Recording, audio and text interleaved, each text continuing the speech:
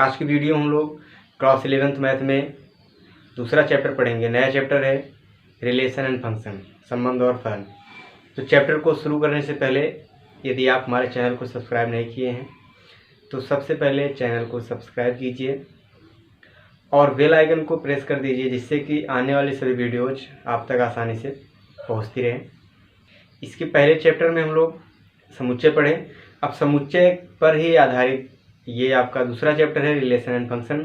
तो इसमें देखेंगे किस तरह से समुच्चय को हम रिलेशन और फंक्शन के रूप में बनाते हैं। वीडियो को पूरा देखिएगा, लास्ट तक देखिएगा। क्रमित युग्म, कार्तीय गुणन आपको समझ में आ जाएगा, कोई भी समस्या इसमें नहीं होने वाला है। बहुत ही सिंपल तरीके से आपको बताया जाएगा, आपको ज़रूर समझ में आ जाएगा। तो सबसे पहले हमको संबंध को पढ़ना है। रिलेशन क्या होता है?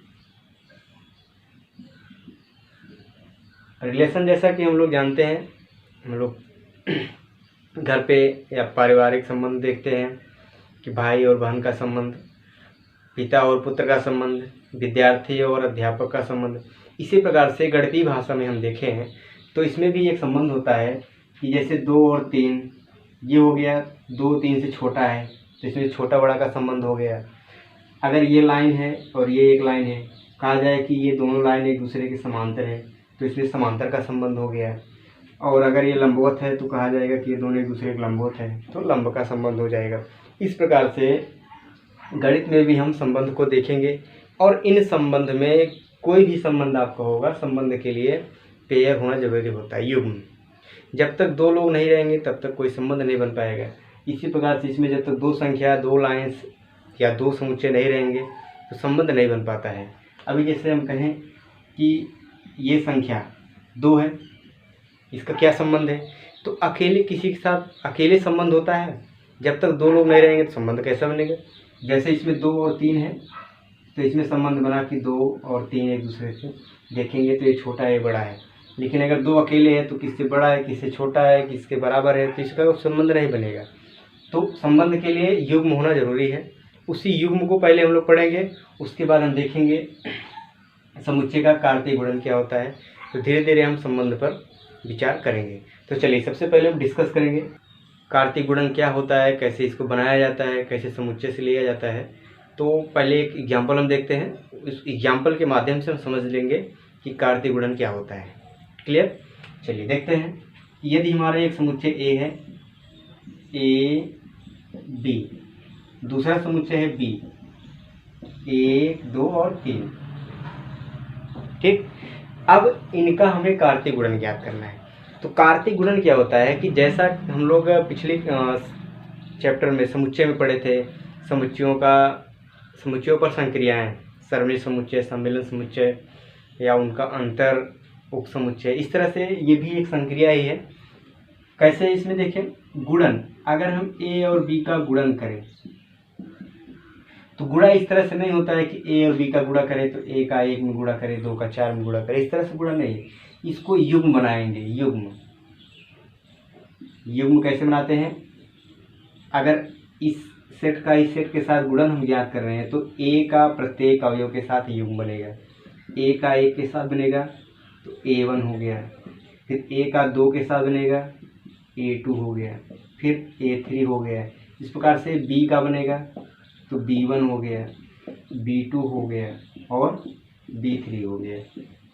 तो इसका अगर हम सेट बना दें तो यही हमारा क्या हो जाता है, 2 समुच्चयों का कार्तीय गुणन।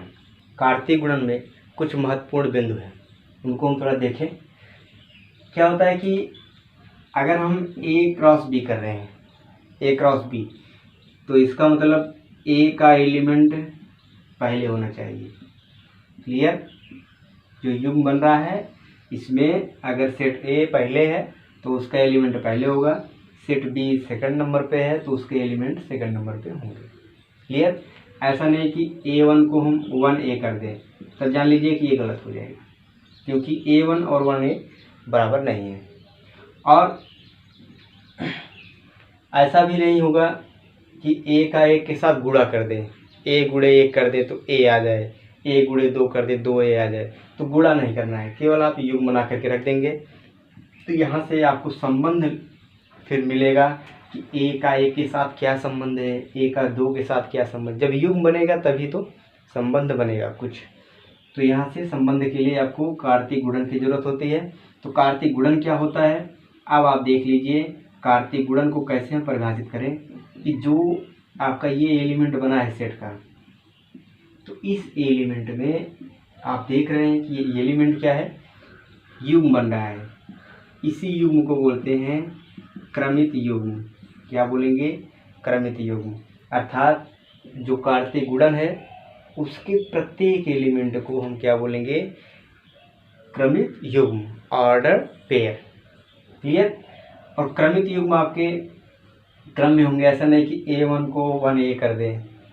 क्रमित युग्म के जो अवयव हैं, मतलब जिसको जिसको लेकर के हम क्रमित युग्म बनाए हैं, जैसे A1 हमारा पेयर है, A और 1 को लेकर के युग्म बनाए हैं।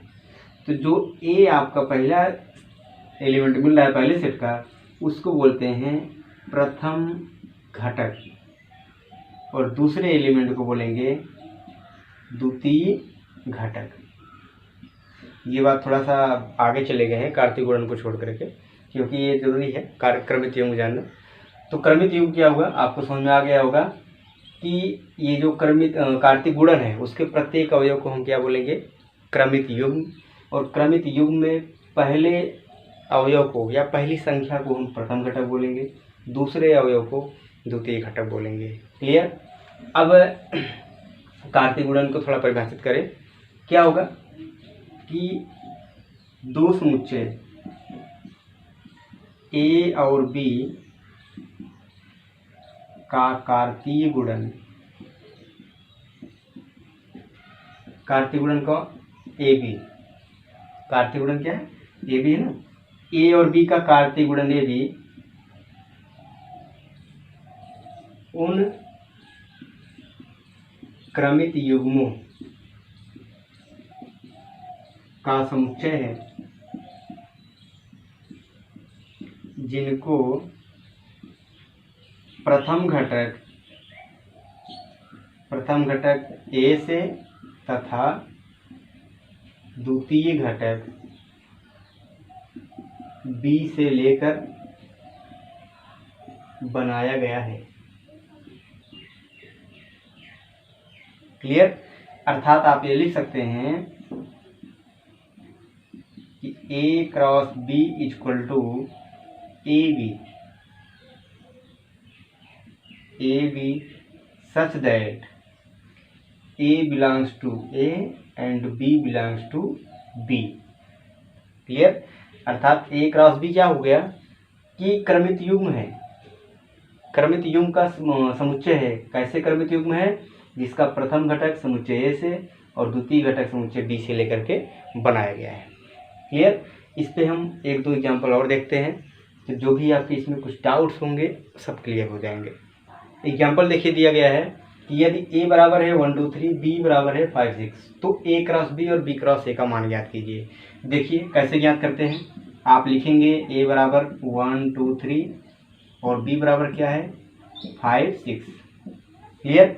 अगर हम A क्रॉस B निकाल रहे हैं तो ये आपका समुच्चय बनेगा। किसका समुच्चय बनेगा, क्रमित युग्मों का।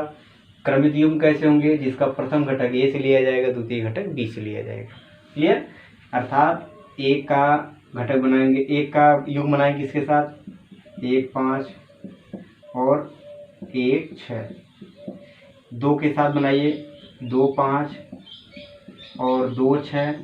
3 के साथ बनाएंगे तो 3 5 और 3 6। तो ये क्रमित युग्म बने। A क्रॉस B के लिए आपका ये बन गया कार्तीय गुणन। A और B का कार्तीय गुणन आपका ये प्राप्त होगा, जिसमें कितने एलिमेंट होंगे, 6 एलिमेंट होंगे, और प्रत्येक एलिमेंट क्या होगा, क्रमित युग्म होगा। अब देखिए अगर B क्रॉस A ज्ञात करना है तो सबसे पहले आपका प्रथम घटक B से लिया जाएगा, द्वितीय घटक A से लिया जाएगा। अर्थात 5 का युग्म बनाएंगे इन सब के साथ, 5 1 5 2 5 3। फिर 6 का बनाएंगे इनके साथ, तो 6 1 6 2 और 6 3। क्लियर। तो इस तरह से A क्रॉस B और B क्रॉस A कभी भी आप देखेंगे दो समुच्चयों का क्रमित युग्म अगर ए क्रॉस बी निकाल रहे बी क्रॉस ए निकाल रहे, दोनों एक दूसरे के बराबर नहीं आएंगे। क्यों? क्योंकि एक 5 हो गया, ये 5 1 हो गया, तो अलग अलग हो ही गया। प्रथम घटक नहीं बराबर है, द्वितीय घटक भी नहीं बराबर है। इस एग्जाम्पल के माध्यम से हम क्रमित युग्म के बारे में कुछ पॉइंट्स हैं उसको देखते हैं। अगर किसी कार्तीय गुणन में क्रमित युग्म, दो क्रमित युग्म यदि बराबर है, कैसे हैं? बराबर। यदि दो क्रमित युग्म समान है, तो ये दो क्रमित युग्म समान हो गए, तो उसका संगत प्रथम घटक समान होंगे और संगत द्वितीय घटक भी क्या होंगे? समान होंगे। अर्थात अगर हम एक युग्म ले 2 5 और दूसरा युग्म भी ले 2 5, तो हम देखें कि इसका प्रथम घटक बराबर है, इसका द्वितीय घटक बराबर है, तब हम कहेंगे कि ये दोनों युग्म कैसे हैं? समान है। क्लियर? तो जब भी आपको दो क्रमित युग्म समान मिलेगा तो आप वहाँ पे कहेंगे कि इसके प्रथम घटक संगत प्रथम घटक के बराबर होगा और दूसरा दोनों युग्मों के द्वितीय घटक बराबर होंगे, एक दूसरे के बराबर होंगे, तब आप कहेंगे कि दोनों युग्म क्या है?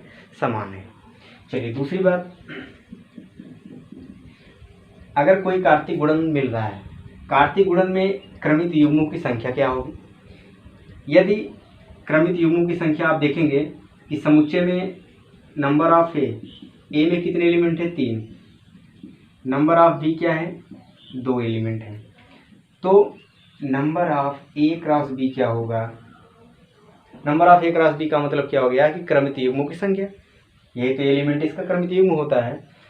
तो आप देखिए इसमें 3 इसमें 2 है, तो क्रमित युग्म बनाएगा 1 2 3 4 5 6 बन रहा है। इसका मतलब जो number of A cross B होगा उसको हम लिख सकते हैं number of A cross number of B.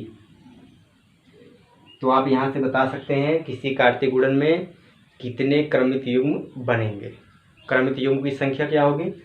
समुच्चयों के अवयव की संख्या का गुणनफल। इसमें 3 इसमें 2 है, 3 गुणा 2 में कर देंगे, 6 क्रमित युग्म बन जाएंगे। क्लियर? तीसरा देखिए, अभी दो समुच्चय अगर हैं, तो उनका जब हम कार्तीय गुणन ज्ञात करते हैं, कार्तीय गुणन ज्ञात करेंगे तो उसमें प्रत्येक युग्म में 2 एलिमेंट हैं। ठीक? तो अगर आप 3 समुच्चय का गुणा कर दें, अगर इसी में एक सेट आ जाए, देख लेते हैं यहाँ पर थोड़ा सा, सी ले लें, सी अगर हम ले लें 4 मान लीजिए। ठीक? अब हमको ज्ञात करना रहे क्या? ए क्रॉस बी क्रॉस सी। ठीक? तो आप ए क्रॉस बी निकाल चुके हैं, फिर इसके बाद सी का गुणा करना है, तो ए क्रॉस बी के एलिमेंट को इसके साथ रखना है। ठीक? तो कैसे बनेगा?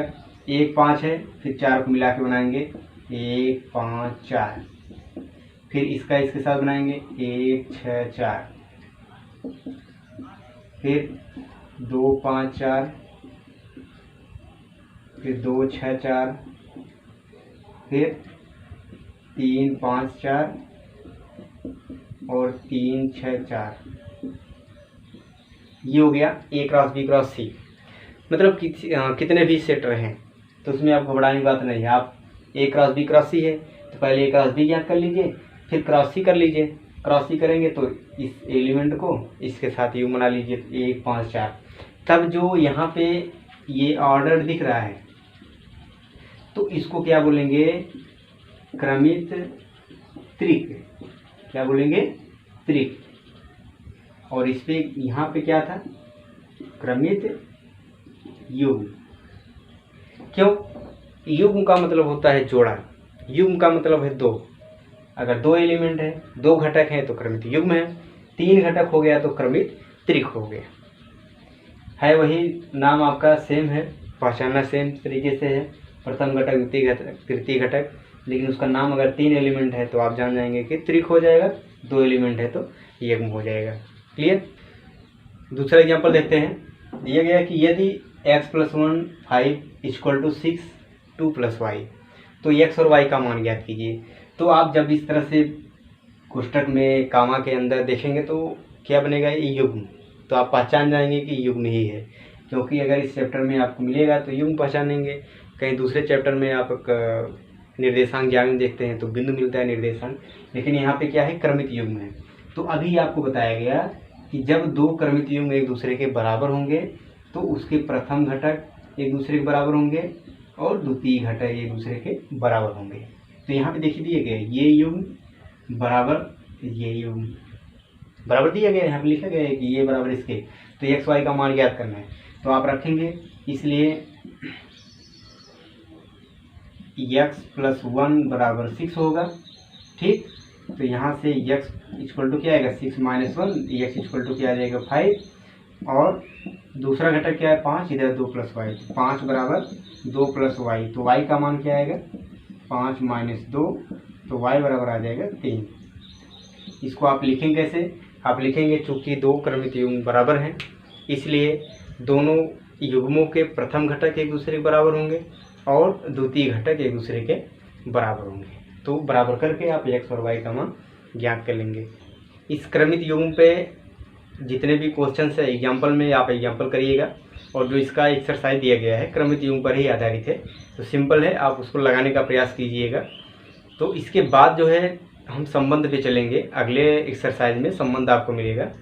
तो संबंध जो होगा वो आपका कार्तीय गुणन पर ही आधारित है। कार्तीय जब गुणन पढ़ लेंगे हम, युग्म बना लेंगे, तभी संबंध को पहचान पाएंगे। इसलिए कार्तीय गुणन बहुत ही इम्पोर्टेंट है अगर आपको संबंध समझना है। तो ये एक ऐसा सब्जेक्ट है जो कि आपको समझने में कठिनाई हो सकता है, लेकिन आप ध्यान से देखेंगे, कार्तीय गुणन यदि आप समझ लिए तो संबंध को समझने में कोई भी दिक्कत नहीं होगा।